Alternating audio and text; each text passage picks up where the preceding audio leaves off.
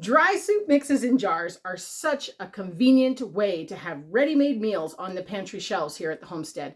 It's so easy for the kids to just pull things off and make something up quickly while we're busy doing other projects. It's also a great gift-giving idea if that's something that you were thinking about doing over the holidays or any time of the year, really.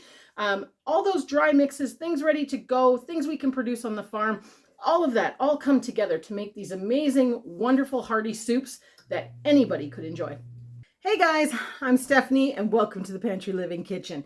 As mentioned, today we're going to be focusing on making some dry soup mixes in jars, particularly two recipes that we have found really beneficial, both in a health perspective as well as a convenience food.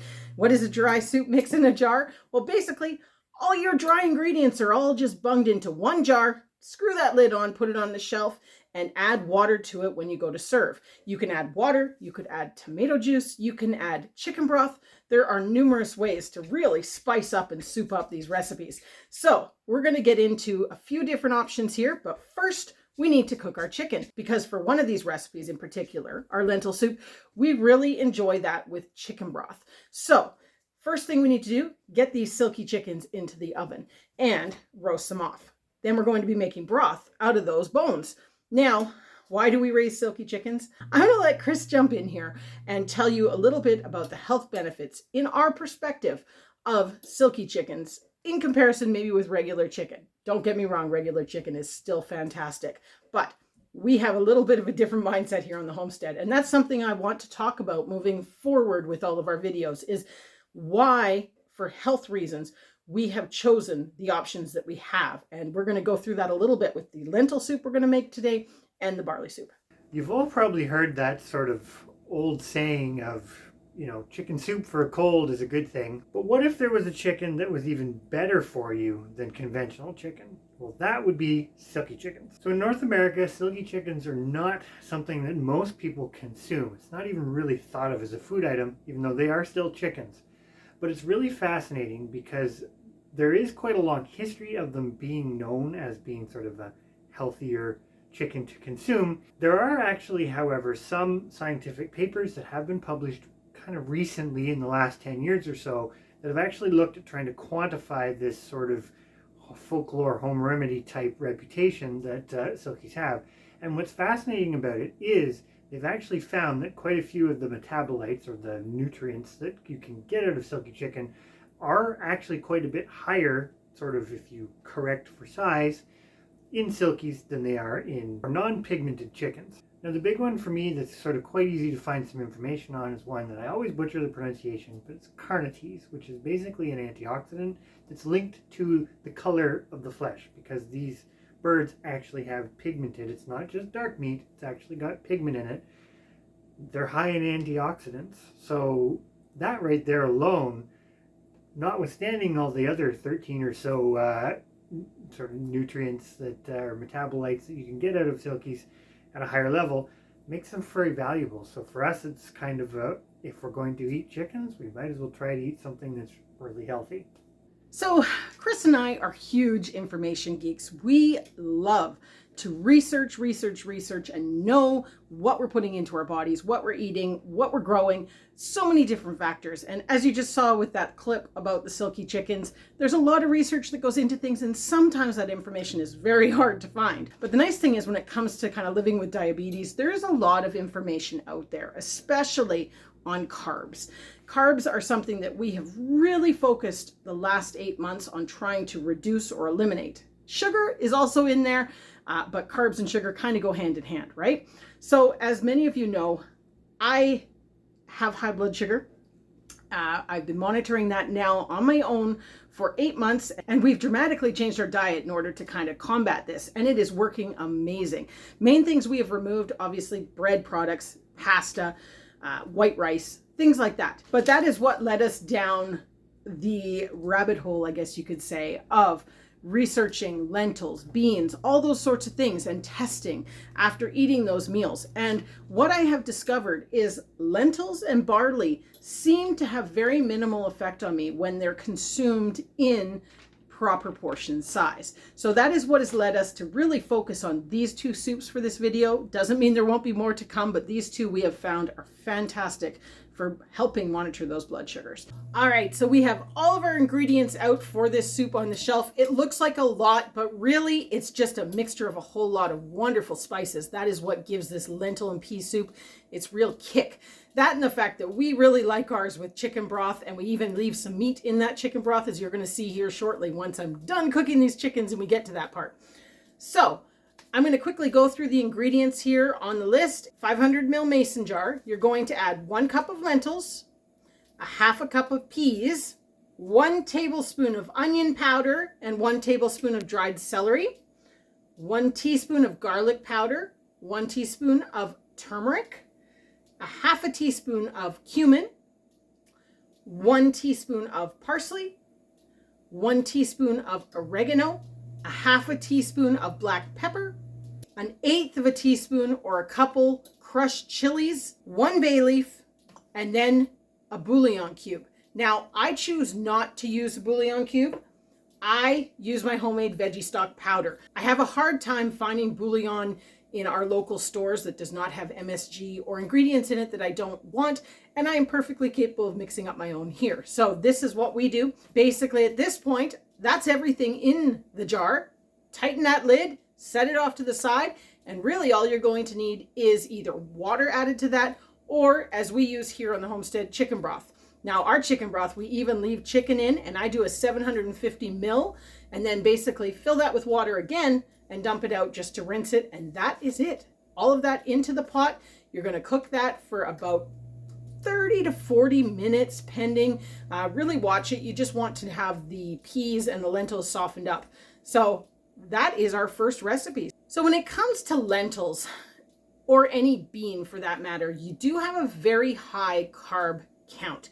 And that's one of the things that is a bit of a negative. Now, granted, many of them have a high fiber count, and some even have a really great protein count, which is what we find here with the lentils. And if you work in a net carb basis, this lentil and pea soup has a net carb of 21 per serving, and it has 13 grams of protein per serving. I'm basically basing it that each jar is making me 4 servings for our family of 4.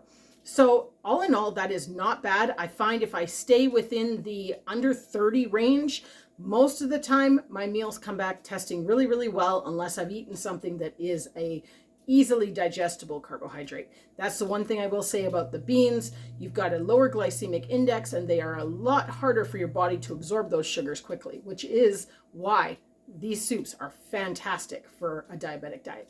So next we are going to start on our barley soup. And unfortunately with the barley soup, I am limited by the amount of sun-dried tomatoes I have left.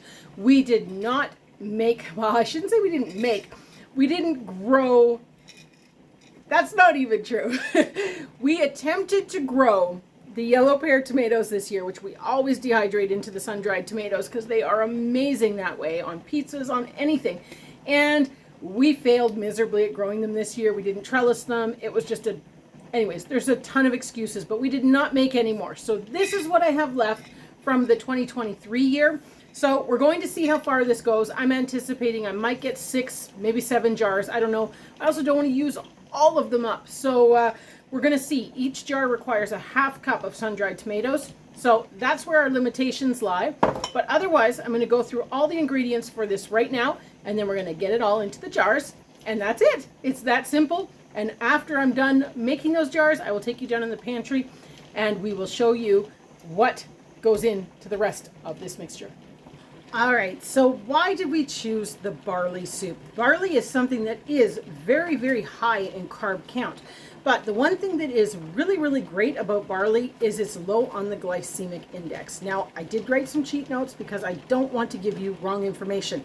Once again, this is something that we have put a lot of time and effort into researching in order to better our quality of food and battle that high blood sugars that I'm dealing with. So this soup, split into 4 servings for 1 jar, you're looking at 31 grams of carbs per serving, which is high. Remember earlier I mentioned I usually aim to be under that 30 in order to test at least reasonable. I will admit sometimes when I push that 30 mark, I end up 9s and 10s, but it really depends on what I consume. And barley has, I want to read this so that I get it right, beta-glucan. Now, beta-glucan binds with the sugars and slows down your body's ability to absorb those sugars into your blood.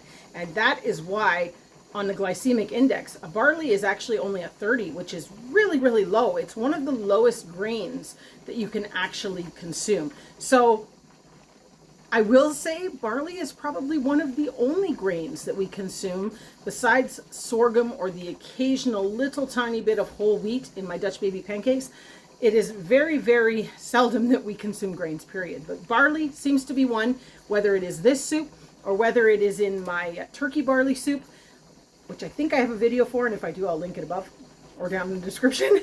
But definitely barley seems to be one of those okay grains in moderation. That is the key, is making sure you stick to that portion size. Portion control is the one thing I'm learning as I go through all of this. Very, very important. But enough of my running on about that. Let's get this into the jar and get them all sealed up so that we can finish this video. It has minimal ingredients, which is nice, and it's going to get together really, really quick and into the jars. So what you're going to need is 1 cup of pearl barley, half a cup of sun-dried tomatoes. Once again, make sure they are dehydrated sun-dried tomatoes, not in an oil. Half a tablespoon of onion powder, 1 teaspoon of minced garlic, 2 tablespoons of basil, 1 tablespoon oregano, 1 tablespoon of parsley, and 1 teaspoon of that vegetable bouillon. Or if you have a bouillon cube, you can just put that in. I use my own homemade. All right, so life got in the way yesterday and we did not get this video finished up. So here I am back, day 2 of making these dry soup mixes. And today we're actually going to be making the lentil soup for lunch so that we can show you the process and give you that taste test review kind of thing. But what we ended up with was our 6 jars here of the barley soup that we mixed up. Basically, I was restricted by the amount of cherry tomatoes that I had, or sun-dried tomatoes. So 6 jars is all we've put away from this. That did use a full bag of barley. So just kind of if you're wondering about ingredient information on that. But let's visit the dilemma that happened with the chicken broth. So as many of you know, I am an avid reuser of things. And that is what happened here. You can see I'm using old pasta jars and old pasta jar lids. And listen. Okay, well that one sounds like it, but both of those ones, it's time to retire those classical lids because neither of them sealed on me. The nice thing is this non-sealing happened at the get-go. They never even sealed. So it wasn't a seal that broke in storage or anything like that. So these have gone into the fridge. I just pulled them out for this demonstration.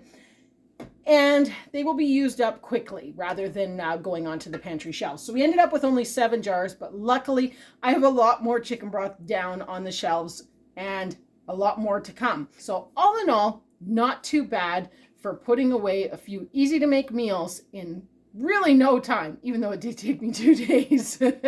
But that's just how I roll. So we're going to take these down, get them onto the shelves downstairs, and get that soup made up, and we'll bring you back when it's time to taste test this and give you that review. It's something we've eaten quite a few times already, but I still want to do it on camera for you. At this point, making this soup is super easy, no pun intended, and all you need to do is dump that jar that had your dried lentils and peas with all the spices into the pot. Add your 1 jar of chicken broth, or if you're preferring to keep this vegetarian, just use water. That's fine as well. That's why we put all those spices and bouillon in there. And then what I like to do is I've basically been 3 cups of the chicken broth, and then I want to add another cup to 1.5 cups of water. So essentially when you make this, you want between 4 and 6 cups of water. I usually go with close to 5. And I think it works out perfectly, but I suggest definitely go a little under, and you can always add a little bit more water if it ends up too thick. But now at this point, you cook it over kind of medium heat. I leave the lid on, and we let that simmer for about 45 minutes or until those lentils and peas are softened up, and then it's ready to go. All right, so a moment of truth. We're going to give this a taste test. Now, one thing I will note as we've gone through this process is I used our homegrown whole peas. First time. I've always used store-bought split peas. This was my first time using our homegrown ones, and definitely they take longer to cook. So we need to devise a way to split those peas in future if we're going to use them in something like this, because in order to get them cooked, my lentils ended up a little bit overcooked. But all in all, flavor is still the same. It still tastes delicious, I'm sure. It's a bit warm, but I'm still going to try it. Yep. It's good. Actually, to be honest, the peas are cooked quite good in the end. Just took a little bit longer than the 45 minutes. We were a little over an hour, but all in all, super happy with that. So hope you give it a try. Like I said, great gift idea. Great on the pantry, easy meal when you need it. Love this type of food. All right, so I thought I was done filming this video, but as always, I'm coming in at the end with some more information because I was editing and realized I forgot to tell you about mixing up and making the barley soup. So we're down in the pantry so that I can tell you.